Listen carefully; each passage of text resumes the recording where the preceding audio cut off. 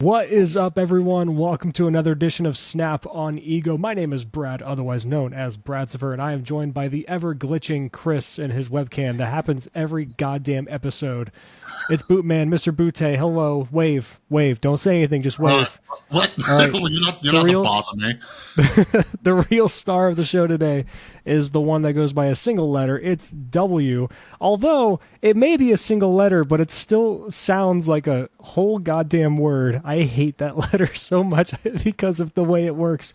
It's double U. Those are two words for a single letter. Yeah, even when I'm changing my name to make it more simplistic, I gotta throw a curveball and make it the hardest letter possible. All I can think about is the guy who complained about us talking about burgers for the first 15 minutes, and you just go on a tangent about the letter W to kick this one off. I'm like, let's get this back on track. But hold on, wait. But question: W, is that your first initial? No. No? W. No.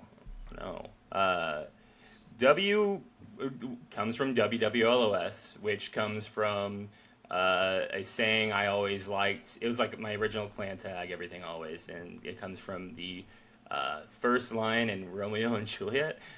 In Fair Verona, where we lay our scene. I was an English major, and I'm nerdy like that, so I just kept that forever. But over time, WWLOS or Double Os or WWLOS, as like Lambie and KM will call me at the time. Like, W is just easier. I was tired of the bunch of iterations. We're just going with W now, and it's been working. So. Yeah, and if Brad keeps bitching, you'll just be down to double or something like that. Hey, just be like how they refer to George W. Bush. Just W. Just it's very, very, just easy on the tongue. No, so fun to say. Fun thing. Speaking of you being an English major, my Smurf account on an Xbox back in the day that I went back and forth to was A2 Brute. See, that's greatness. You get Isn't it? Yeah. Come on. Yeah, you get me. You know, it's funny. I was an English major, but I dropped out of college after a semester. So there's that, But I anyway, was an English major and I dropped out too. Then I switched to film after 2 years. So, look at you. Fine. But here, W, how about for our listeners who aren't aware of your background? Who are you? What's your background in card gaming? All that kind of good stuff. And where can people find you, most importantly? They can find me on Twitter is where my presence is mostly known. W_Marvel Snap. Used to just be WWLOS because that wasn't taken, but now W_Marvel Snap. And then on Twitch, W streaming. I've been in competitive CCGs since Hearthstone beta. I fell in love with the game back then. I've been playing card games my whole life. I didn't get really competitive until early Hearthstone. And I had a pretty good run back in those days. I was on, some people might recognize my face from Vicious Syndicate. They have the meta website. I wrote articles for them for years and years and years. But I stopped taking the CCGs competitively, seriously, in 2017. I kind of fell into my work life and came back with Marvel Snap with a flurry, and it's been a lot of fun. I've enjoyed it. I've made some fun lists that people have enjoyed, and I've gotten into things. it's been good. Yeah, and something that we'll touch on pretty soon is a card by the name of Dr. Doom. But would you say you're most well known for popularizing DOOMWAVE? Was that kind of it? I find that people either know me from DOOMWAVE, the Control Thanos I won and qualified for the Snap.fan World Championship last month with Psylocke, or now people are noticing me for the Hulkwave stuff too. But yeah, DOOMWAVE is kind of where it all started for sure. Nice. That's my baby. Yeah. It was a fun list and saw a lot of reiterations of it and whatnot. But anyways, first up, you two guys just got back from SnapCon. What was your experience like? Brad, you were doing a little casting while you were there? Yeah, I was. I did casting primarily, and I did a lot of back end stuff, especially for Default Dance stream. Helped out a little bit with Leslie's stream or that back end, but that was mostly TC, one of her mods, and he was phenomenal. So quick shout out to TC. But yeah, it was a lot of fun. I didn't have to go through as much headache as W did when it comes to actually playing the game. I know tournaments and stuff like that, coming from Magic, that I did a bunch of those competitively. It can be straining. It can be taxing. Your brain feels like it's melting by the end of the day, and you just want to drink yourself into oblivion so your brain stops working completely. And that's win or lose, by the way. Like, it is insane the effect that competitive, like, ask chess players. There's a reason there's a study that says like they burn like 2,000 calories in like a single competitive tournament. It's massively insane. So I have nothing but props and respect for W and players like him for that.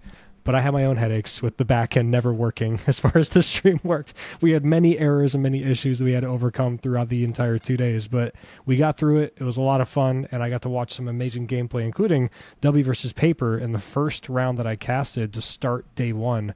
That was awesome to watch. Yeah, you know, I watched some of the stream. From my end, like, production was more than what I was expecting.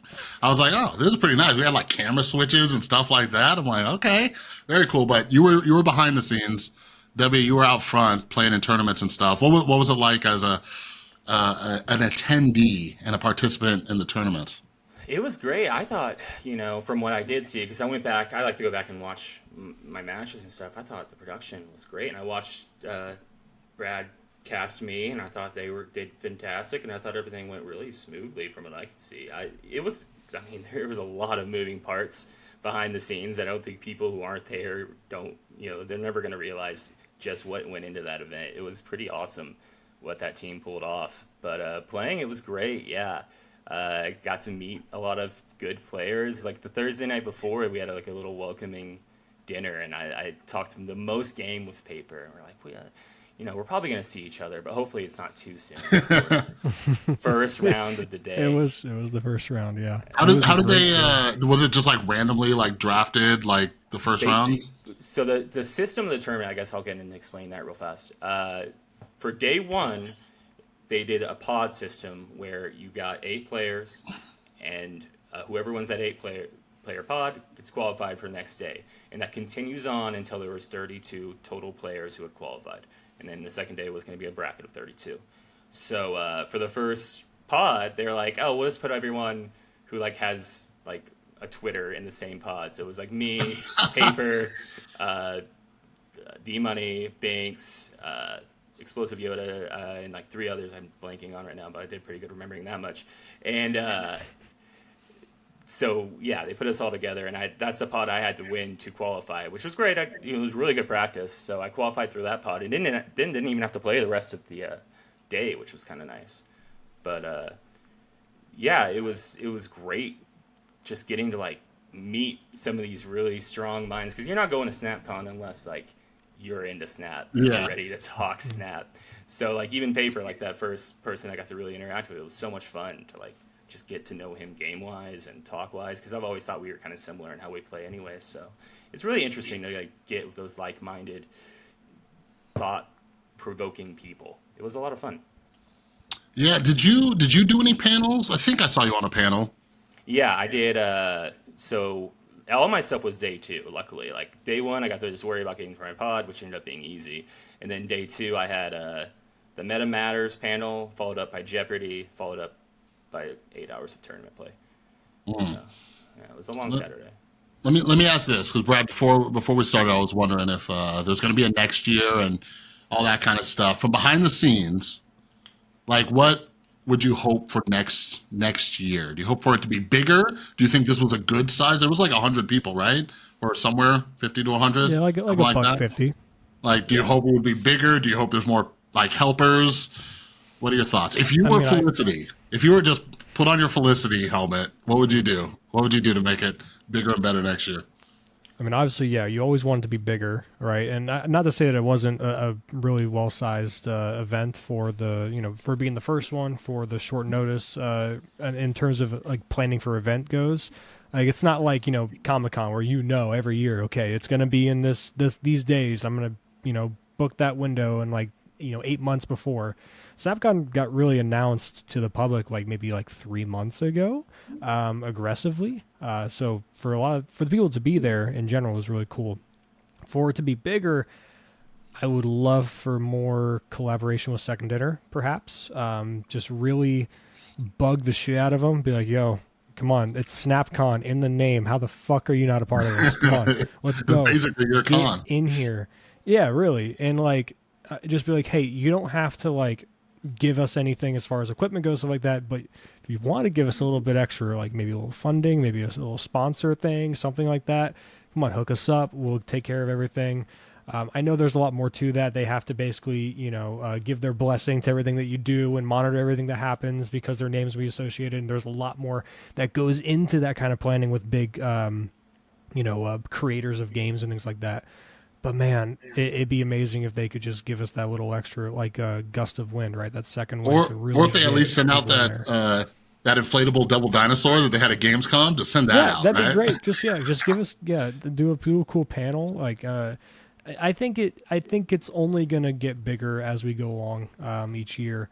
And yes, technically there hasn't been an official announcement for next year because Snap is so young of a game, it's hard to, see that far. You can't look in a crystal ball, that kind of thing. But when Felicity signed off saying see you next year, I mean, come on, it's the plans are there to move forward with this, and I'm hoping to see paper there. And in this time, you, Chris, along with you, W, you're going to be there. I know you're going to be there. That's not a question. But Chris needs to show up. Well, that goes into my next question, because you flew out there, right, W? I did. Yeah. So, like, would you do that again, or would you at least hope it was a little more centrally located? I know Paper flew across the country, so he's a little bit further west than me, but I'm in Nevada. That's a long flight. No, it works out for me, and I'll say too, like, Felicity should be more than proud of what she pulled off. I think there was even like passes bought for even more than 150, and like it was never very many at one time, but people were coming and going a lot too. But yeah, I came from middle of the country, and I have friends out there, so who I get to go be with. So it was added benefit for me. But I think one of the things people don't realize is that there was a huge major tournament, one of the biggest cash prize tournaments ever, I think, in Snap, happening at the same time. And I think that was really unlucky. Like, I think some like unlucky things happened in this process. Yeah. Because there was a $5,000 tournament happening that, like, I'm pretty sure some of the people associated with that were going to come to this. And that would have been a huge boost to it. The fact that this was a $2,000 prize pool, but that wasn't really even finalized till after the tournament, it actually got boosted when I was already home. Those are the kind of things people do travel for, and I do think that's one of the things that's going to work for it going into next year. More people will show up for a prize pool like that, 100%. I just don't think they realized necessarily because it wasn't finalized. So I do think going forward, those kind of things are going to help for a SnapCon 2024, which I also think should happen, probably will happen. And I'm with Brad that, like, obviously Second Dinner should get involved, if at least just unofficially, because I know there's like some legal stuff. I don't know if they can really do too much, but like send a community manager, please. Like, there's no reason that shouldn't happen. And like the littlest thing. Or get like the main like social accounts to like share it, stuff like that. I will say, as a very risk-averse, pessimistic person, like I thought there was going to be like 3 people showing up and all that stuff, but no, Felicity, she killed it, and like it was 1,000 times better than I would have expected.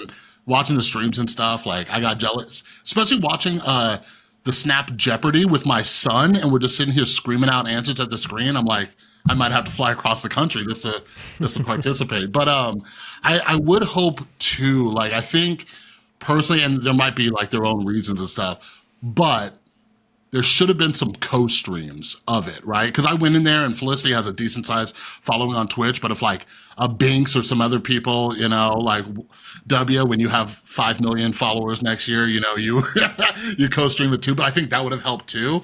But that idea came to me kind of because it was also the launch of PC release, and people were like co-streaming the opening night of Gamescom and stuff. But stuff like that. But yeah, no, it was cool, and we'll see what's going on next year. For me personally, aside from just a bunch of random expenses, my girlfriend's son and I were flying out to Seattle this weekend for like PAX, so it would have been like 2 back-to-back trips and stuff. So yeah, maybe 2024 I'll see you. But I do want to transition into your tournament play because going into this tournament, you started out with this new deck, Hulk Wave, all right?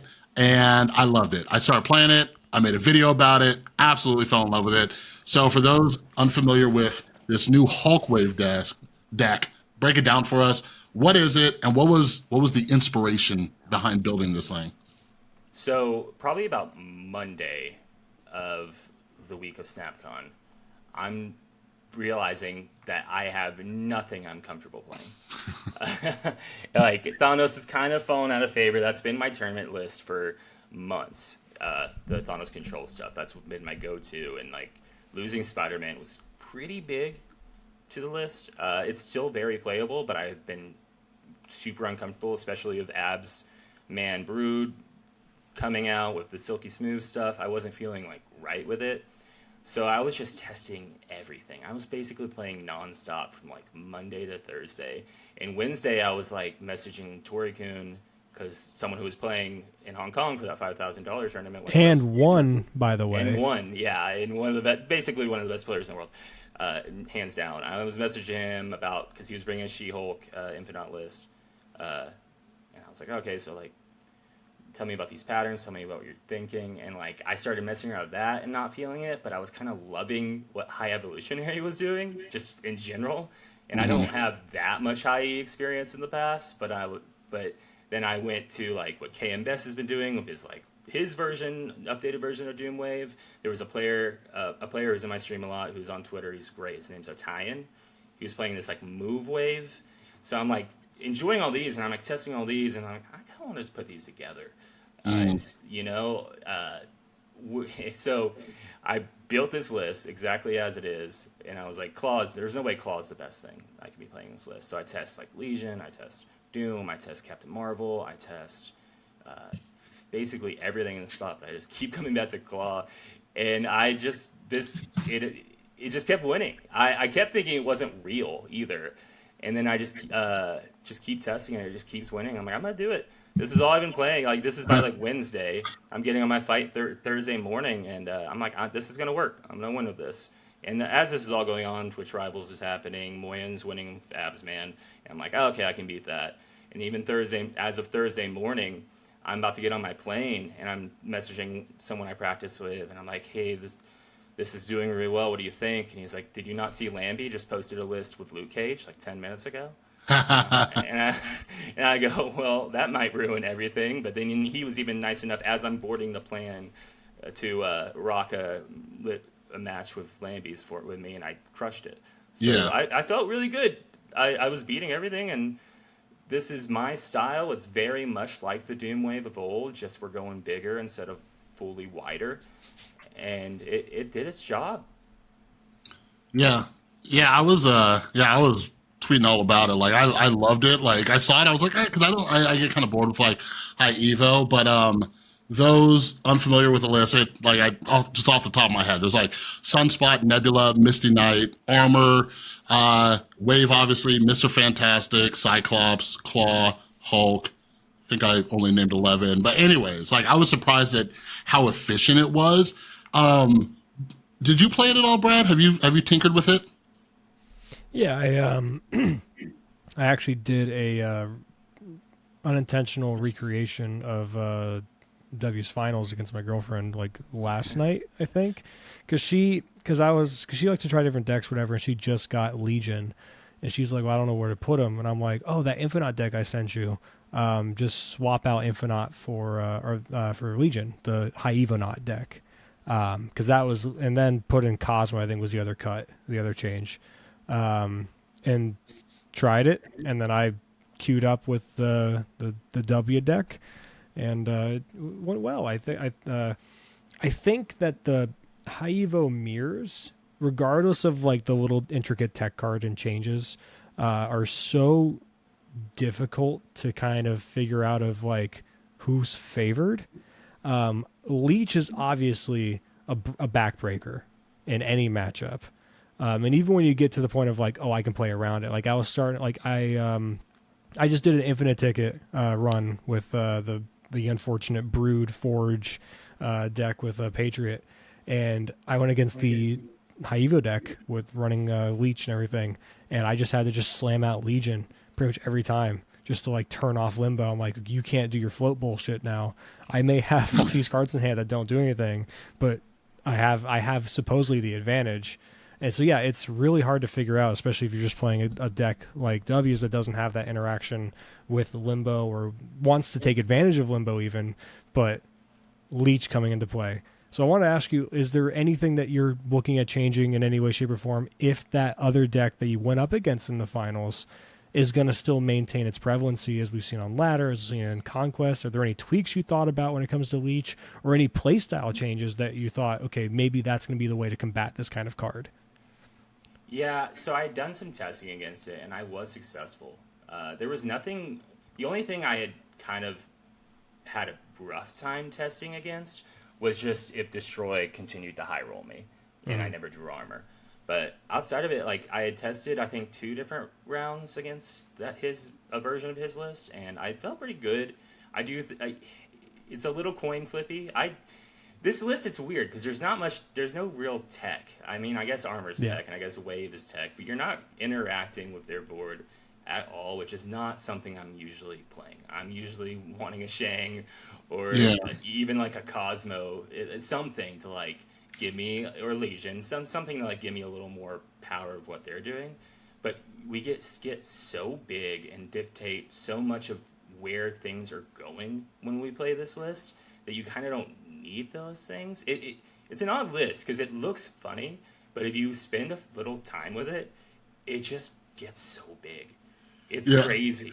Yeah, no, I you saw me like retweet somebody or something like that. I'm like, you guys, quit asking me how this deck wins. Like, take it to the proving grounds and just play it for like 5 minutes. If you just do the things the cards are supposed to do, right? Like, you let your Sunspot get big, you let your Nebula get big, you let Misty pump them up, you wave on 5, watch them kind of like get all out of sorts, and then you're getting extra Hulk buff on the final turn because you're saving energy. You know, like, it all kind of like ties in together. But to kind of continue with what Brad was saying, because this is all I thought watching your finals match at SnapCon, and when I play it, because like you said, I've won that mirror match against Leech like plenty of times, but the turn 5 gamble of Wave versus Magic, that's what drives me nuts, and I can almost feel it driving you nuts in that final match too. It did. Right? It did. And I lost my composure a bit in that final match. Rocco Sacco deserves that win for sure. But like, man, I wish I could go back in time a little bit and just play it slightly different, because I break my play pattern time. Like, I usually don't finish that game out. That's a retreat 99% of the time for me. And I kind of like broke my play pattern. I think the moment kind of got to me. And I'm curious how it goes from there. I'm sure he's ahead. He probably pulls it off because it is so coin flippy, but I'll live with that one for a second. You're referring to the 7 cuber, right? The closer. Yeah. I mean, very rarely let 7 cubes happen there. I don't know what got into me in the moment, but it was just watching it from the crowd, which was a beautiful breath of fresh air, because all weekend I had not been able to sit down and actually watch. I had to commentate over games. I had to look at the back end and make sure the stream was going correctly. I had to like talk with other people to make sure things were going smoothly. Like, even the Jeopardy, I didn't watch. I was way in the back on the stage, and I was like, this sucks. I want to watch everything. So being able to sit down and watch was awesome. In the little corner I was at with other creators, like, we were talking about, like, okay, well, if he does this, this, like, breaking down all the lines. And that 50-50 was really tough, because it's like, well, how do you know where they're going to go? Because it sucks, because we have the hindsight. We can see Rocco's hand and kind of discern where he's going to go, even though it's from your perspective. Or was it vice versa? It was Rocco's perspective, actually. And we were looking at where you were going to go. Was there any, like, thought process behind the 50-50 that you had, like, going into it? Like, were you just trying to like roll for it? I know you said you were out of your own like element. You're a little bit uncomposed in that sense, but like, what exactly made you go with that particular play, besides maybe just being, or is it just as simple as being uncomposed in the moment? Yeah. So it's the one match I haven't gone back and watched because I'm not ready to yet. I don't blame you. I don't have like a solid answer. I will say I was ready to win. And I think that got the best of me when usually it wouldn't. Uh, but at the same time, he had me. He got me. So he's good too. That's a good player. Yeah. He's Yeah. I'm ready for him to start playing in opens. He needs to qualify for SnapFan. I told him that. So He, just one more question on it, because the wave magic thing is driving me nuts. Like because when I played, like the other person learned what I was doing and they've quit playing magic on 3 or 4, right?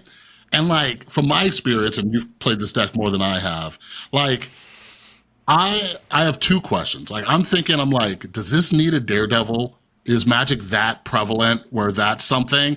And then I'm also thinking, like, if not, but is anything in here replaceable? Mr. Fantastic sometimes felt a little just like, he definitely won me games, like reaching into, like, lockdown locations, or, locations that like give you negative power. But I'm like, maybe, but part of my issue as a player is I take these like finite experiences, and I'm like, I want to swap that card and put something that counters it, so that never happens to me again, so I never have my soul crushed.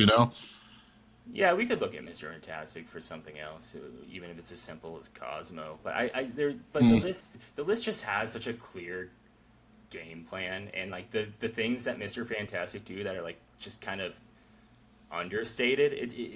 It keeps your opponent so honest, even with just 2 power, to make sure they're paying attention in that other lane you've already decided to toss. Like Yeah. there's some really underlying things that cards like that will do, because you're not always wanting to play Claw. Claw's your backup so often. So I don't know. I don't have too many regrets overall. I do think even with the Magic on 5, like the thing with this deck is, especially that version not running Infinite. That's not running it. His isn't running Infinite. No, Like it's you not. have as much power as them. Like Yeah. your Hulk is getting big too after turn 7. So a lot of it's like if you just got your stuff or if they just got their stuff. You know, Mm, and I can live with those. I really can. yeah. So, you know. Yeah, that makes sense. All right, well, I'll be keeping an eye on it. I had a lot of fun with that list, a lot of success. Like, I won multiple gold runs with it. But all right, let's jump into what everybody out there is waiting for. We just got the craziest OTA patches, and we start off with something that's going to make W oh so happy. All right, so this first OTA, we got a lot. We got like one buff and some nerfs, but this first one is a buff, and it's Doctor Doom going back to the Doombots being 6/5s. All right, and basically, Second Dinner said, in hindsight, the timing for our previous nerf to Doctor Doom wasn't ideal while he was dominating. We had Spider Ham coming with an elbow from the top rope, and move decks were on the rise, so this stock was already going to dip, and all that kind of stuff. So, you were kind of talking about this on Twitter, about how you were bummed about the Doctor Doom nerf. Just let us know. Just dump out all of your positive feelings about this change. Yeah, I feel hurt. It wasn't me. 'Cause I think they locked these in before like I even went on that tirade Yeah, on it's like 2 Friday. weeks ahead of time is when they lock them in, almost a Yes. month.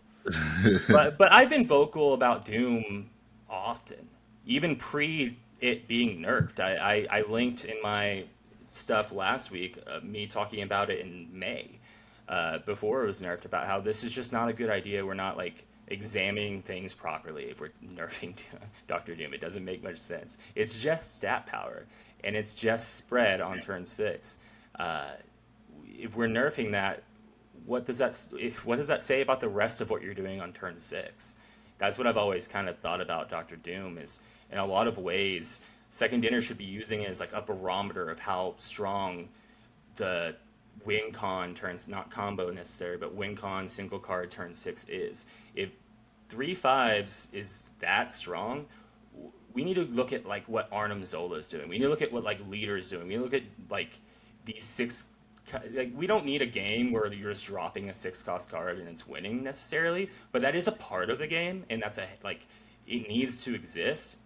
And the fact that we moved the best version of that down just reflected that everything else is poor, not Doctor Doom. And now that we're coming back to it, it's like telling me that again, that there's still some issues there, but at least we were recognizing Doctor Doom wasn't the problem.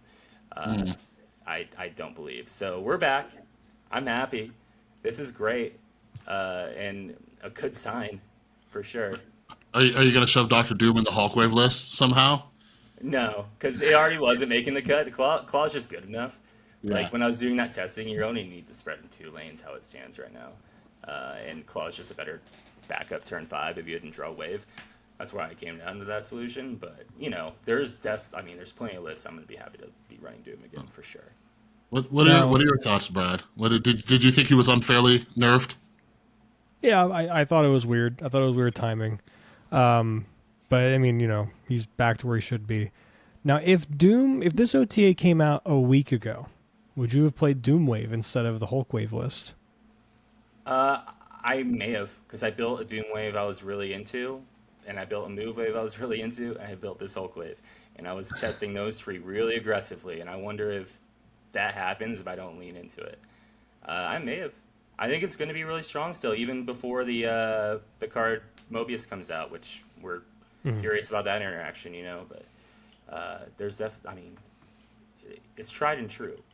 Spread power on 6, when locked in down on 5. It's going to do good. It's going to be strong. Yeah, I think one of the things that really got me thinking from your Twitter thread, because I saw you post this in like Cam Best, like, hey, post your hot takes, and something you said was like, again about like what's it say about the game, and just like 6-cost cards, because you said, like, referring to Chavez, like, what's it say that the most powerful 6-cost cards is just making it easier to get to your other cards or something like that. And now I'm just like looking at all the 6-cost cards, I'm like, fuck. It's by far the right. weakest spot in the game. And we took like the best version of a turn 6 win con and we nerfed it without any replacement. Yeah. And it was really short-sighted. And I talked about that back in May. I said, don't do this. If anything, this is a card that over time deserves buffs. As power creep does come into this game naturally, Doombots will go up to 6. It's a perfect way of knowing how the power is in this game. And the fact that we nerfed it just told me that everything around it's bad. And that's not how we need to be. It's like a stock almost, like a stock market of the 6. Like Doom is trading even now, but before, like, everything else in the 6 drop is bad, so we have to lower it. It's weird, but it works in my mind like that. And yeah, Chavez is just straight up the best 6-cost card, and it exists so you don't draw their 6-cost cards. Yeah. It's Here's something interesting.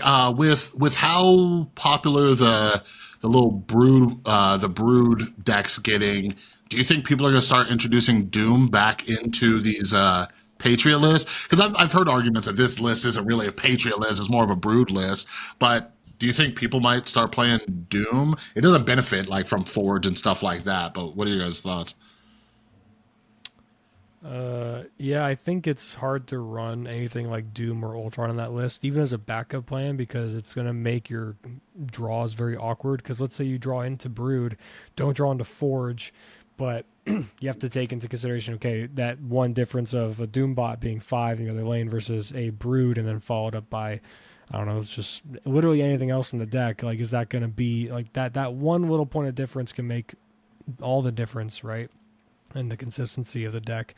And then you're already clogging up your board pretty much every single game when you draw correctly, especially in Conquest. If you have the classic or the perfect draw of Forge into Brood into Absman, you got you freeze, Brad? Slots. We know what he was saying. Yeah, He'll come back. Wait, hold on. There, he's moving. Finish your thought, Brad. Everything was fine on my end. What you mean? But yeah, it's just like you're already clogging up your board pretty aggressively, right? Just those 3 cards alone leave you with only 5 slots left on the entire board. So I don't know. It's hard to justify more cards that fill the board at that point. I think you need singular threats, which is why Patriot and Blue Marvel work so efficiently in that deck, because you're spreading your power out. And you're just exasperating that type of idea, right? Rather than just going narrowly of like, okay, let's keep doing the same thing over again. You need something that's complementary to it, and just giving buffs to each individual card you're already spreading so aggressively is much more efficient than giving a 4 buff or a 5 buff now with Doom to a single lane. You know what I mean? Like it's just I think it's more power. Yeah, I think if you're having to play Doom on 6 of this list, you're often feeling like you've been behind. Like, it's not actually helping everything else you've been working on all game. I know there's a bunch of different versions, but like if you're running, like I'm looking at like the Lambie version, like Blue Marvel is going to feel better a lot of the time. If you've got Shang in your list, that's turn 6 is when you're Shanging. You're set up and now you Shang. Playing Doom just is never going to feel great. If it means you're far behind, and I doubt it's saving you in that list. It just means you probably missed on what you want to be doing, and it's like win more than anything. So I don't know if it goes there. We could see like a traditional Patriot come back, like a more traditional, especially if something were to happen to like nerf wise to this list, because I think people are already wanting that. A more traditional Patriot list, that's where Doom shines for sure. Like it's real big, real wide. So. To give a little bit of a caveat to our listeners who are, like what W said, probably wanting or calling for a nerf for this deck with the Brood interaction with Forge and Absman, and you're saying, why didn't they do this on this OTA? Like we said earlier, they do lock these OTAs in a few weeks prior to the release, and a couple weeks ago, this deck wasn't really a thing because we just had the Forge OTA happen. So you have to remember, give them a little slack. They'll probably address it in a future OTA. I don't even know how, without completely ruining some of the cards. Yeah, these are all like that whole deck's benefiting from like recent buffs, right? Absorbing Man, Forge, you know. But they're all fair. I think they're all fair in a vacuum on their own. I think Forge has been awesome and doesn't seem like broken on his own for most cards. Like every other card in the game, Forge hitting it, you're like, cool. I think that's really neat. And then you hit Brood and you're like, oh, this is awesome for like Surfer and things like that. And then people realize, but Absorbing Man is also a 4/5, which we had this before with the initial one of Absman going to 5. You could still go into Brood into Absman or even before that. Yeah, but this is so much more power. I just don't know what you do without essentially reverting a buff. Yeah, and that's why Glenn gets paid the big bucks. Am I right? The easiest solution on paper is just Absman 4 power and see what happens. I know it's I think so. But like the 3 power in the lane does add up. So I think that plus most of these lists are running Legion, and we're gonna get to that, but that lost of power. So like little things like that could maybe go a long way. But Absman at 4/4 probably is what needs to happen, which makes me sad because I loved the Absman change, but this is kind of just too. Yeah. Shadow King, baby. Yeah, I always felt weird about Absorbing Man because I remember when that card was getting released, I was like, man, it's like Mystique, and Mystique's a great card, right? And I was like, so, this should be widely played, and it just wasn't. But as soon as they like adjusted, the card, it's been in a lot of places for a lot of different things. But anyways, now let's get to some nerfs. So our girl Carol, Captain Marvel, she got hit with a little bit of nerf. So she was buffed recently. She was a 5/6, went to a 4/5. Now my girl's popping up everywhere, and they just nerfed her from a 4/5 to a 4/4, mainly because she's been showing up in the Zabu Darkhawk list, as well as the new little Silky Smooth list that's been running around too. So do you guys, do you think this nerf is fair on Captain Marvel? Start with you, W. It is. I almost wish, like, I don't know, I guess it wouldn't, I don't know. It is what it is. It's sad. She's still probably plenty strong, but I wonder what is even a better solution to this, is if there is one. I was talking earlier about 6-cost win cons being weak. What if we went the other way with her? Because we're going down. What if we made her like 6-cost 9 power or something? I don't know. Yeah. Would that be good? Could that maybe see a lot of play? Would that be too strong? Because you can't make her 3-cost 4 power. Now we're like 4/4. Now is she too weak? She is Captain Marvel. Like, she can be a 6-cost card in this game. Yeah. She's that strong. Because I do, like, obviously being Zabuable made her at 4/5. You just throw her in a Zabu list. She just belongs. And it's a pretty insane power that you can't really interact with as an opponent outside of running Kingpin. So it felt bad to lose against. And that's, they're going to always think about losing to things that make you feel bad. They're going to mess with those every time. And that's why Marvel got this treatment. I want to see if we could go back to the drawing board of Marvel, maybe. That would be really cool to see her maybe become a 6 cost with the right amount of power. I don't know what that power is, but figure it out. Yeah. No, that'd definitely be interesting. Just dropping her at the end of the game. I'd be curious. What are your thoughts, Brad? You know what's really funny about this change? So let me paint a picture for you, okay? Turn 3, Sanctum Sanctorum pops up. You have Captain Marvel in hand. She's now a 4/4. You're like, oh, this is nice. I got this. It's in bag. I'm playing Silky Smooth. Just going to drop her on Angela. It's going to be great. And then turn 6 rolls around. You're like, yep, just got to get this power out here. We're going to be good. She's going to move over there. It's no problem. Your opponent plays Doctor Doom. He wins that lane now against Captain Marvel, which I think is really funny. I don't know if that's a good thing necessarily. In terms of cost difference, I think it makes more sense that a 6 cost should outnumber a 4 cost that can move in that sense. That extra reach that it provides. So, I mean, again, we're not saying Jeff's in this scenario and stuff like that. Obviously, Jeff's played in that deck, but he might be playing in the other deck with Doom. But just head-on-head, Captain Marvel versus Doctor Doom. Doctor Doom wins those single, lane hits that are locked off for people. So I find that to be very interesting. As for if this is the right move, it makes me sad. Because a 4/4, immediately I thought of the Doctor Doom nerf, and I was like, this feels like it's going to be not enough now. Because there are so many games where I win by her moving and getting that one extra point. Like I'm behind by 4, she moves there, I get the win, and that happens way more often than I think. And I'm wondering if just this one little change, it's just like Doom, it's just not enough now. So I wouldn't be 6 costs I think would be cool. 6/7, 6/8. I will say now in like Sherry situations, at least she's not shangable, and there's something to that. But sad is the right word, because it feels like we got somewhere at 4/5, then we realized we got too far with 4/5, and now 4/4. Yeah, it just doesn't feel enough. It'll be interesting because she's the only one of that core like Silk deck that got nerfed, right? And like I almost thought like Silk was gonna get taken down to like a 2/4 before like Miss Captain Marvel was adjusted. So we'll see, because I always loved Captain Marvel just back in the Enchantress days. But even during those days, because I was playing Magic, you'd have these weird turn 6s with it, as a 5 cost. So yeah, I was happy when she went to a 4, but it's just too powerful. But I'm curious if they're gonna turn some dials and stuff like that. But we'll see. So. The next one has just been showing up in every deck. It was probably the most, the sleeper card of the year. Legion is being taken from a 5/8 to a 5/7 because he just started popping up everywhere. People are just tossing him in every list. And real quick, I would like to argue that I think people put him in too many lists sometimes. Sometimes I think he's just showing up. People it's like, but part of it's because of that stat line, right? It's a 5/8. So, Brad, we'll start with you. What are your thoughts on him taking down 1 power? Is this enough? Too much? They have left him? What are your thoughts? What's Black Bolt's win rate again? Along with stature? Isn't it still really fucking high? Super high.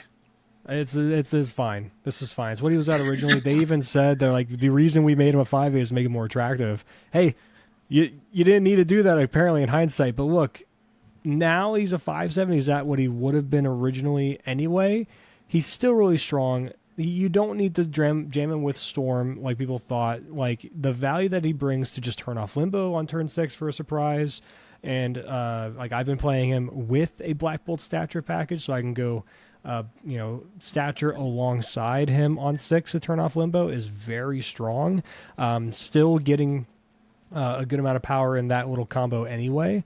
Who cares? It's fine. It's where you should be. The best cost in the game and the best combination of cost and power in the game by far will always be a 5/8 till the end of time. As long as Shang-Chi exists in his current form, as long as he hits 9 or more, 5/8 is the best cost in the game. And any new card that says it's a 5/8, you should be ready to test with it, no matter what the effect is. Yeah. Unless it's a Crossbones. Then don't play it, but, I played so much Crossbones. I have a Kirby Crackle Crossbones. All right, sir. It's bad. That card doesn't work. I'm sorry. I want to be good. I want to believe in people who are like, he's underrated and stuff like that. Every time I try to give him a shot, I try to test him vigorously in like many games. I draw him on 6 or I draw him on 5 and I'm losing and I'm behind. Yeah, you're and I'm like, behind. Yeah. fuck, he doesn't do anything. Yeah, there's every now and then I'll just run into somebody in Conquest playing crossbows. I get so mad. I'm like, you just put down so much power. But W, on this, I think it was actually at a panel at SnapCon where you were telling the audience and the viewers, like, don't just discard these decks just because they take off like 1 point of power. Like, is that how you're kind of feeling about some of these? I went off on that because like every time we're like, oh, it's nerfed, we can't play it. Just play it. Brad nailed it. This isn't he used Black Bolt, but isn't this what happened to original Arrow too? Didn't she go target to 5/7? It doesn't matter. It's you're playing the power is the secondary thing here. What Legion does is insane. Just like what Arrow did, just what like Black Bolt does is actually pretty crazy most of the time. The fact that they were 8, like Brad was saying, best power cost in the game in a lot of ways. 7, it's going to be pretty good still. It's still going to see plenty of play. Was it necessary? Of course. Should it go down further or change in some other way? We'll see. But no one should be like complaining about this one. I think everyone's going to be pretty happy. This is about spot on. It'll probably still be way too strong, but we'll see.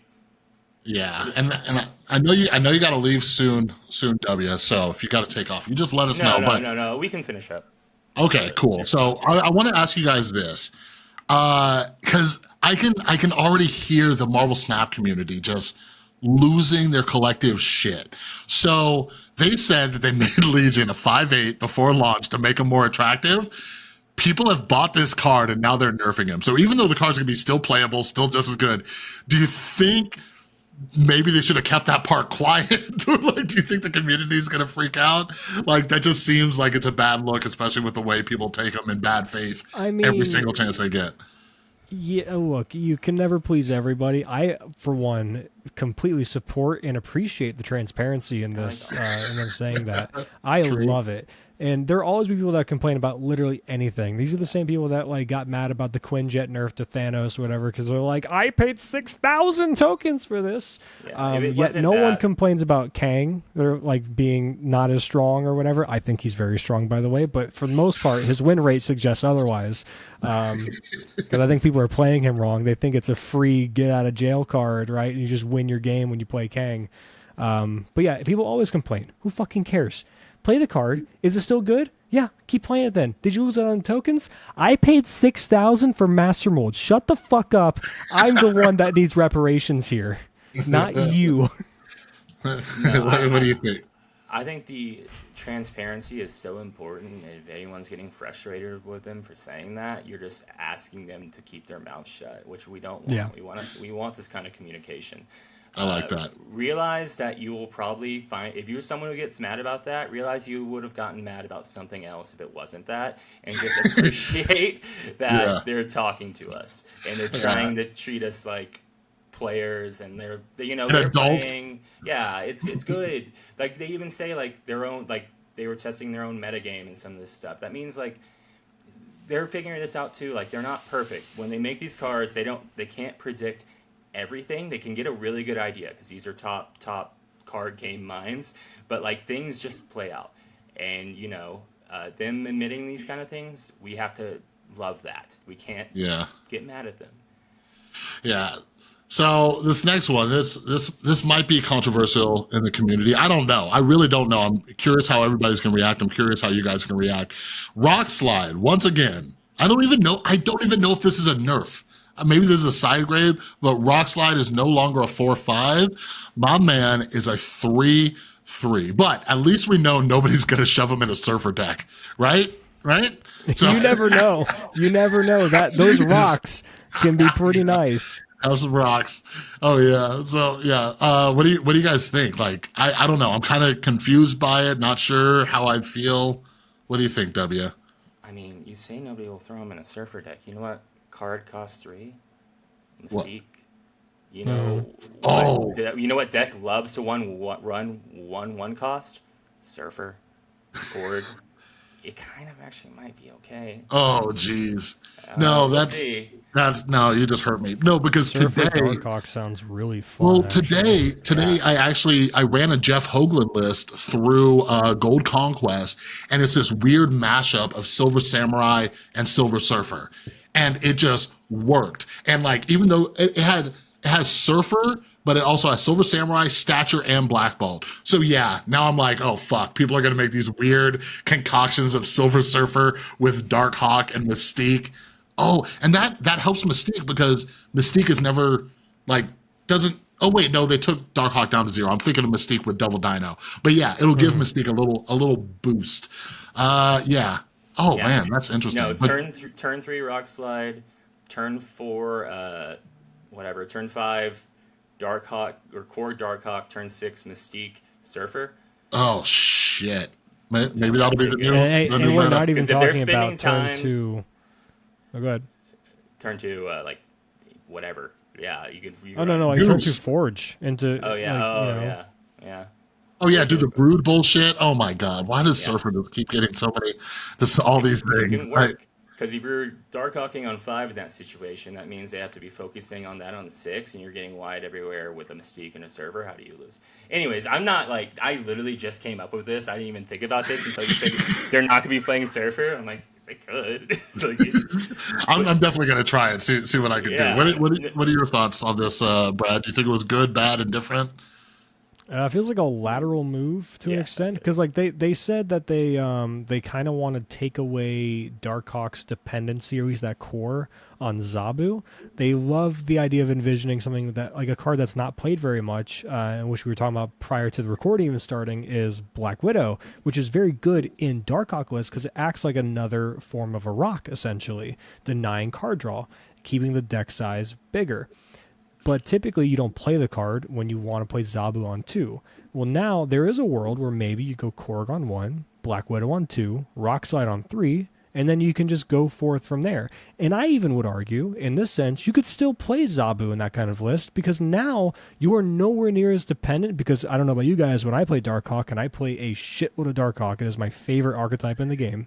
Yeah, your nickname's 3 times value. Let's go. I will always try to run out Rockslide as my first 4-drop on 3 if possible. If I have that, that is my go-to, because I want to disrupt their hand. I want to have a chance to make them draw rocks earlier rather than later. And then if I drop Zabu on 4 or 5, it's not that big of a deal now, because you still get 2 4-drops on 6. But moving forward, I think that's even more so. Like, Zabu is nowhere near as important, and I think maybe you could have a list without Zabu entirely and go a bit of a more of a. We've seen this Jund deck pop up, right? Which is a wonderful name off of a Magic deck over in Modern. Very mid-rangey, and it's doing like the Silver Samurai, it's doing Darkhawk, it's doing the Rockslide and things like that. It's doing the Zabu package, but you could maybe lean more into that kind of thing with like the Black Bolt Stature and stuff like that, and not feel so handcuffed to Zabu. So I really like the change. I'm curious to see what actually happens with deck construction and how much Zabu's still a player. Yeah, for me personally, a tech card loving freak, like I don't see Zabu disappearing from my decks, because I love being able to play, Shang-Chi, Enchantress, whatever the meta calls for, so it'll be interesting.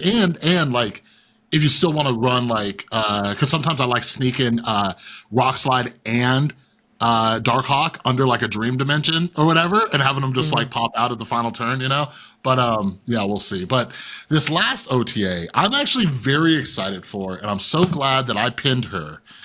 I pinned her because she's the only card I'm missing, but Lady Deathstrike is getting a buff. And I want to run some ideas past you guys too. All right, Lady Deathstrike is getting a buff from a 5/3 to a 5/4. And basically what they say in the OTA, like, they were cautious about this because Lady Deathstrike, her ability, she destroys every card there less power than her. So if they make her too powerful, and we also just recently got the Forge buff and everything like that, but I think this might just push her over the edge. So I'm going to ask you guys' opinion on this, but let me run my thinking. I think I DM'd you late last night, Brad, when I was just thinking. But like Lady Deathstrike, not only like with Forge, that takes her up to a 5/7 now, right? But consider this too. Running her in a like a high evolutionary, like affliction list, right? One that's more reliant on Abomination. Now you're taking them down power, and I'm wondering why nobody did this previously, even before the buff, because I think that's another way to look at this card. Take them down power rather than trying to get her bigger power. You know what I mean? So I tried it. You did? And with all the stuff, and it felt close. You're you think this pushed it? Think it gave it a little push? Because that's where I'm going first as well. And you need to send me that list because I'm curious. Yeah, I had it. I deleted it. I wish I still had it built, but I think it's in my stats somewhere. I'll find it. It felt close. It felt really, really close. So yeah, I'm curious. And like the whole time I was playing, I'm like, we're never getting this big enough consistently, but we can get them down for sure, and we can work off that. We can dictate more that way. So I do think this will be interesting, and I think they were right to be cautious. And I do think people are going to maybe be frustrated that it was just an option and we're already buffing it. I think people are going to be mad about Spotlight caches in this situation. Yeah. Just be happy they're doing OTAs constantly. Just is great. Again, just appreciate what you have. Don't hate what we don't. But, you know, yeah, you're spot on. I'm happy. That's a good call, Bootman. You found the You hear that, Brad? I'm a fucking genius. I think you found the line. All right, what are your thoughts? I never once doubted you, Chris.